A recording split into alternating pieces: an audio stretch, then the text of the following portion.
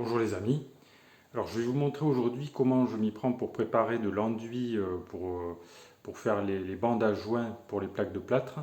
Donc c'est très important en fait la qualité, la texture de l'enduit que vous préparez, puisque si vous mettez pas assez d'eau, il sera trop raide, et si vous mettez trop d'eau, ça n'ira pas, il sera trop liquide, et donc toute la difficulté avec l'enduit pour les bandes à joint, c'est de trouver la bonne texture, quoi. Donc, alors, je vais vous montrer comment je m'y prends.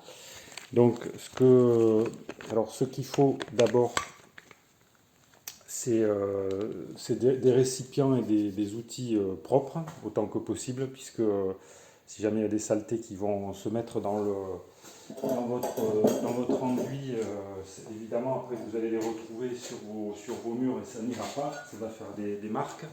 Donc il faut avoir du matériel propre autant que possible. Alors ensuite, alors, ce que je fais, moi j'utilise de l'enduit plaque au joint là, qui est à prise qu'on peut utiliser pendant 3 heures et qui est sec donc très rapidement.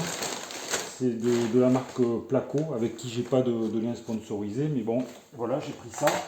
Donc alors première chose, je vais mettre déjà un peu d'eau dans mon récipient, au fond, mais pas trop. Alors là,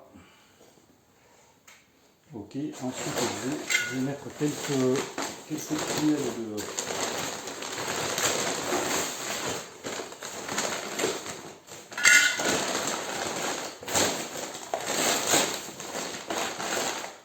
quelques truelles d'enduit dans le seau, pas trop à la fois.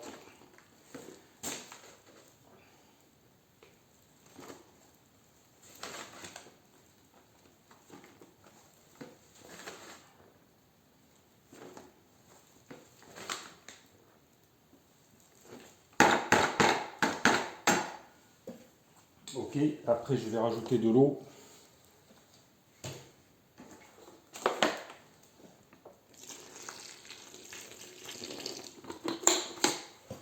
Et le principe c'est d'incorporer de l'eau progressivement, on va dire, pour aboutir à la bonne consistance. Alors pour malaxer, j'utilise tout simplement un malaxeur voilà, qui coûte ça coûte 3 ou 4 euros. Ça se trouve un petit peu partout, grande surface de bricolage, ou même sur internet, et mis sur une visseuse, sur une perceuse visseuse, ok. Et avec ça donc on peut malaxer l'enduit.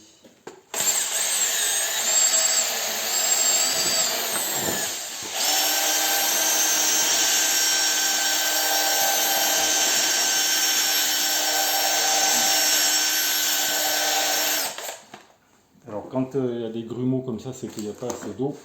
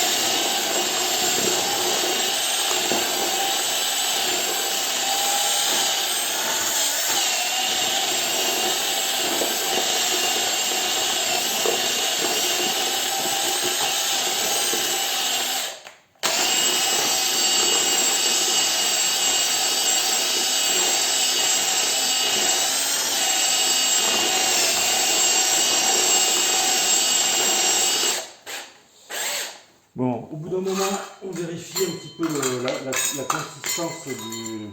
la consistance de l'enduit. Alors là, par exemple, il est trop raide. Alors, l'enduit, normalement, il faut qu'il soit bien raide, mais il faut qu'il colle, en fait. C'est de la colle. Ça fait office de colle. Mais là, il est il n'est pas assez liquide en fait. Donc je pense que je vais pas, enfin liquide. Liquide c'est pas le mot. Il est trop raide. Donc je vais rajouter un peu d'eau. Sinon après je vais m'embêter.